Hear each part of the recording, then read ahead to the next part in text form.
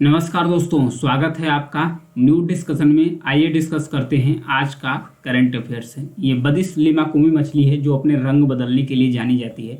हाल ही में वैज्ञानिकों द्वारा भारत के नागालैंड में एक नदी है जिसका नाम है मीलक नदी। नदी को भी याद रखिएगा, नागालैंड में बहती मीलक नदी।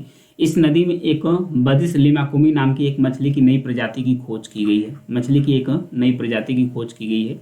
इसका नाम नागालैंड के एक फजल अली कॉलेज है, उसके एक असिस्टेंट प्रोफेसर हैं प्राणी शास्त्र में डिपार्टमेंट में, उनका नाम है लिमाकुम। उन्हीं के नाम पर इस मछली का नाम रखा गया है क्योंकि इस मछली की खोज में उनका विशेष योगदान है। इस मछली की अनूठी विशेषता यह है कि यह गिरगिट के समान अपना रंग बदल लेती है। गिरगिट के समान ये अपना रंग बदल लेती है। यह बदिस लेमाकुडी बदिडे फैमिली से बिलोंग करती है। मीठे पानी में मछली को आमतौर पर धीमा या मध्यम जल प्रवाह की नदियों में पाई जाती है, मतलब कि स्लो पानी चाहिए वहाँ पर ये निवास करती है।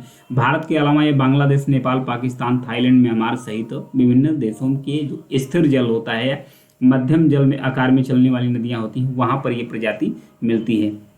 नई प्रजाति की विशिष्ट विशेषताओं के कारण अपने परिवार के अन्य सदस्यों से इसे भिन्न माना जा रहा है। बैडिस फैमिली से संबंध रखने वाली मछली उल्लेखनीय क्षमता है कि इसे गिरगिट मछली भी कहा जाता है क्योंकि यह गिरगिट के समान ही अपने रंग को बदल लेती है। तो ये थी मछली। कहाँ खोजी गई है? नागालैंड में खोजी गई है भारतीय साइंटिस्ट के द्वारा।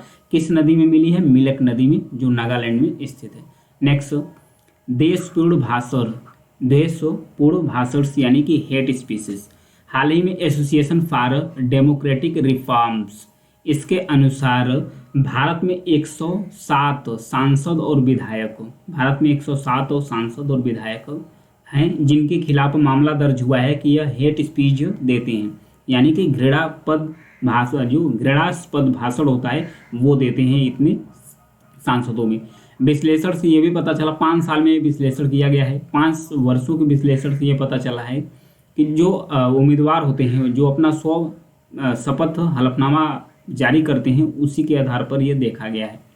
ये मामले विभिन्न राज्यों में वितरित हुए हैं जिसमें सबसे टॉप पर है यूपी यानी कि उत्तर प्रदेश के जो सांसद है सबसे ज़्यादा हेट स्पीच देने वाले हैं, यानी कि घृणास्पद भाषण देने वाले सांसद हैं। उसके बाद तमिलनाडु, बिहार, कर्नाटक, तेलंगाना का नंबर आता है। सत्तारूढ़ जो भारतीय जनता पार्टी यानी कि बीजेपी भाजपा है, इसके 22 सदस्य नफरत वाले भाषण देने के मामले में उच्च पर हैं, यानी कि जो सत्तारूढ़ पार्टी भाजपा है, भारतीय जनता पार्टी है, इसमें सबसे अधिक सांसद और विधायक है जो नफरत फैलाते हैं। उसके बाद कांग्रेस, आम आदमी पार्टी, एआईडीएमके, डीएमके और अन्य जैसे राजनीतिक दलों के विधायक हैं जो नफरत भरे भाषण को देते हैं। ये घृणास्पद भाषण क्या होता है? हेट स्पीच होती क्या है? हेट स्पीच होती है कि किसी व्यक्ति द्वारा कह के, लिख कर, सुनकर ऐसा नफरत फैलाया जाता है, समाज को बांटने वाला हो, किसी व्यक्ति को बदनाम करने वाला हो, किसी समुदाय को या व्यक्ति को अपमानित करने के लिए हो, ये भड़काऊ भाषण देना हो, ये सब आते हैं हेट स्पीच के अंतर्गत। ये आते हैं हेट स्पीच के अंतर्गत। तो ये है। तो इसमें पूछा जाएगा कि सबसे ज़्यादा किस पार्टी की हैं? तो जो सत्तारूढ़ पार्टी है उसमें है। 107 सांसद विधायक है जिसका मामला दर्ज किया गया है हेट स्पीच फैलाने के मामले में। नेक्स्ट बढ़ेंगे, स्वच्छ भारत मिशन। ये चर्चा में क्यों, इसके बारे में जानेंगे। विश्व बैंक के एक पेपर में इस बात को उजागर किया गया है कि जो स्वच्छ भारत मिशन ग्रामीण चलाया गया है 2014-15 में, भारत में जो स्वच्छ भारत मिशन ग्रामीण 2014-15 में जो स्टार्ट किया गया था, इसके कारण जो शौचालय यानी कि जो लैट्रिन है, शौचालयों में जो पहुँच है उसमें तो सुधार हुआ है। जो शौचालय है उसमें सुधार हुआ है, उसमें पहुंच तक। लेकिन 2018 और 19 आते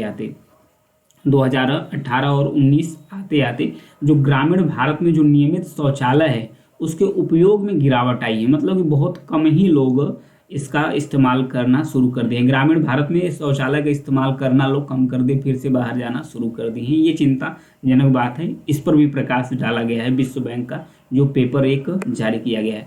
जबकि कार्यक्रम के कारण ग्रामीण क्षेत्रों में शौचालय की पहुंच में पर्याप्त वृद्धि हो गई है, लेकिन ये जो पेपर इंगित करता है कि इसके उपयोग में नियमित गिरावट आई है। जो नियमित शौचालय के उपयोग में गिरावट आई है सबसे ज़्यादा जो एससी कम्युनिटीज होती है, यानी कि जो शेड्यूल कास्ट, अनुसूचित जाति, और एसटी शेड्यूल ट्राइब्स यानी कि अनुसूचित जनजाति का जो सामाजिक आर्थिक समूह है, इन 2 ग्रुपों में सबसे ज़्यादा देखा गया है कि ये जो शौचालय बना हुआ है लेकिन इसका इस्तेमाल बहुत कम कर रहे हैं, बाहर जा रहे हैं। अगर राज्यों की बात करें भारत में तो सबसे ज़्यादा यूपी में लोग शौचालयों को छोड़कर बाहर जा रहे हैं, फिर गुजरात, छत्तीसगढ़, तेलंगाना, कर्नाटक, हिमाचल प्रदेश जैसे राज्यों का नंबर आता है। तो ये जो आंकड़ा है 2018 से घट रहा है। शौचालय पहुंच तो हो गई है अच्छी खासी, लेकिन फिर भी जो उसका उपयोग है वो घट रहा है लगातार।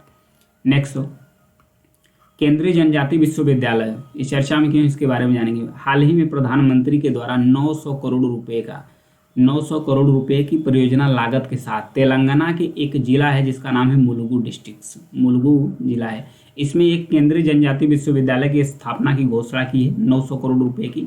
ध्यान रखिएगा, क्वेश्चन बन जाएगा। हाल ही में प्रधानमंत्री के द्वारा 900 करोड़ रुपए लागत से किस राज्य में केंद्रीय जनजाति विश्वविद्यालय की स्थापना की घोषणा की है? तेलंगाना राज्य है।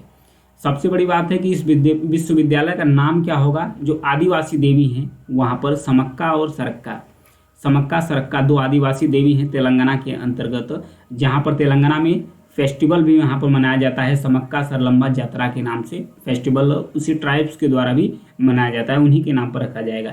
इस विश्वविद्यालय स्थापित करने का उद्देश्य क्या है कि जो युवा हैं, विशेषकर जो आदिवासी समुदाय हैं, उनको बेनिफिट यानी लाभ पहुँचाना। इसके अतिरिक्त प्रधानमंत्री ने जो हैदराबाद है, हैदराबाद का जो केंद्रीय विश्वविद्यालय है उसको इंस्टीट्यूट्स ऑफ एमिनेंस यानी कि विशेष संस्था का दर्जा भी दिया, उपाधि से भी सम्मानित कर दिया हैदराबाद केंद्रीय विश्वविद्यालय से। यहाँ भी क्वेश्चन बन जाएगा कि अभी हाल ही में किस विश्वविद्यालय को इंस्टीट्यूट ऑफ एमिनेंस का दर्जा प्रधानमंत्री के द्वारा दिया गया? तो हैदराबाद केंद्रीय विश्वविद्यालय को ये उपाधि दी गई है। नेक्स्ट, हरित युद्ध कक्ष यानी कि ग्रीन वार जोन, ये किसके द्वारा स्टार्ट किया गया? हाल ही में दिल्ली सरकार द्वारा जो शीतकालीन प्रदूषण होता है उसको टैकल करने के लिए 24/7 प्रदूषण की निगरानी करने के लिए एक ऐप ही है शहर में वायु प्रदूषण से निपटने के लिए हरित युद्ध कक्ष यानी कि ग्रीन वार रूम स्टार्ट किया गया है दिल्ली सरकार द्वारा, दिल्ली की सरकार है उसके द्वारा स्टार्ट किया गया है।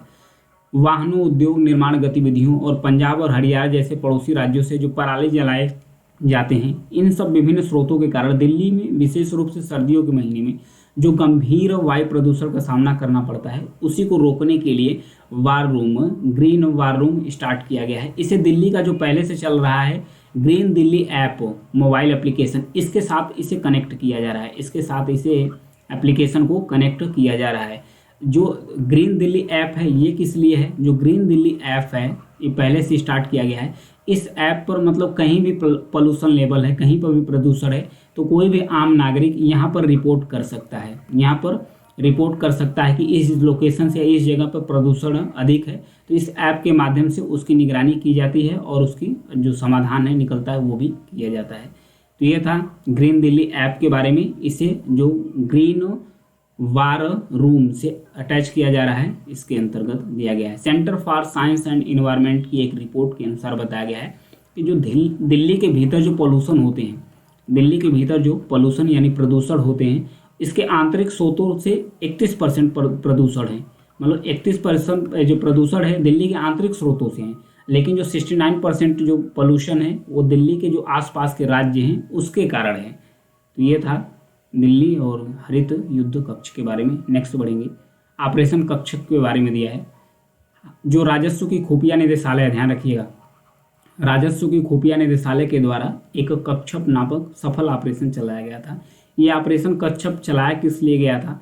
इसके परिणाम स्वरूप हुआ था जो 955 जीवित कछुओं की जो प्रजातियां हैं उसे बरामद किया गया। इसमें इंडियन टेंट टर्टल था, इंडियन फ्लैग शेप टर्टल था, क्राउन रिवर टर्टल था, ब्लैक सॉफ्टेड था, फॉन टर्टल था। 955 जीवित कछुओं को बरामद किया गया था। इसमें अलग अलग प्रजातियां हैं, जो नीचे प्रजातियों का नाम मैंने पढ़ा था। इन कछुओं की अवैध तस्करी और व्यापार में लगे एक सिंडिकेट्स के बारे में भी खुफिया जानकारी मिली है कि कौन सा सिंडिकेट है जो इसका इस्तेमाल कर रहा है, इसका तस्करी कर रहा है। IUCN की रेड लिस्ट के अनुसार कमजोर या लगभग खतरे वाली प्रजाति मानी जाती है और वन्य जीव संरक्षण अधिनियम के तहत 1972 का जो अनुसूची फर्स्ट है उसमें कछुओं को रखा गया है। यह ऑपरेशन पर्यावरण की रक्षा, अवैध वन्य जीव तस्करी से निपटने के लिए राजस्व खुफिया निदेशालय द्वारा स्टार्ट किया गया है। तो ध्यान रखिएगा, ऑपरेशन कछुआ से संबंधित है, राजस्व निदेशालय के द्वारा स्टार्ट किया गया। हीराकुंड वेटलैंड चर्चा में क्यों है इसके बारे में जानेंगे। ये देखिए, उड़ीसा भारत का राज्य है, उड़ीसा राज्य में लोकेट करता है हीराकुंड रिजर्वायर या वेटलैंड या जलाशय, ये है इसका लोकेशन। हाल ही में एक अध्ययन हुआ था, अध्ययन में यह पाया गया कि उड़ीसा का जो 8 वेटलैंड्स यानी कि जो 8 आर्द्र भूमियाँ हैं, इसमें क्रोमियम, सीसा जैसे कैंसर पैदा करने वाले जो हैवी मेटल्स होते हैं, भारी धातु होते हैं, इसका उच्च स्तर पाया गया है, जिसमें से हीराकुंड जलाशय भी है।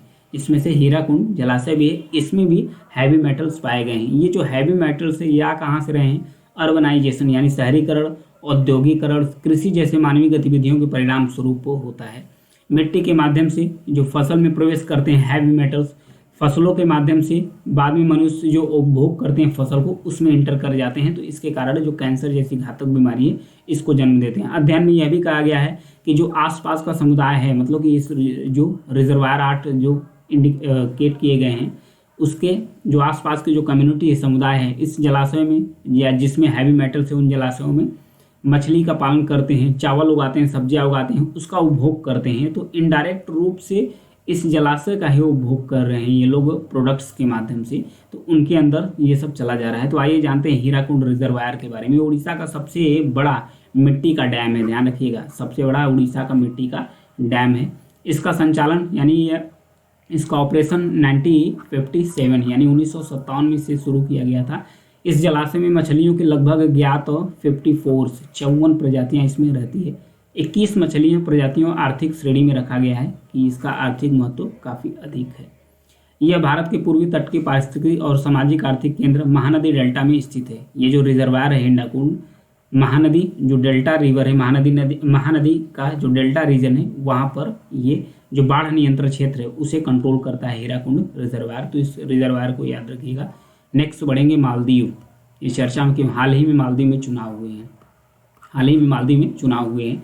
तो 2 राष्ट्रपतियों के द्वारा, एक तो थे इबू सोली जो पूर्व राष्ट्रपति थे, जो भारत के समर्थक माने जाते हैं।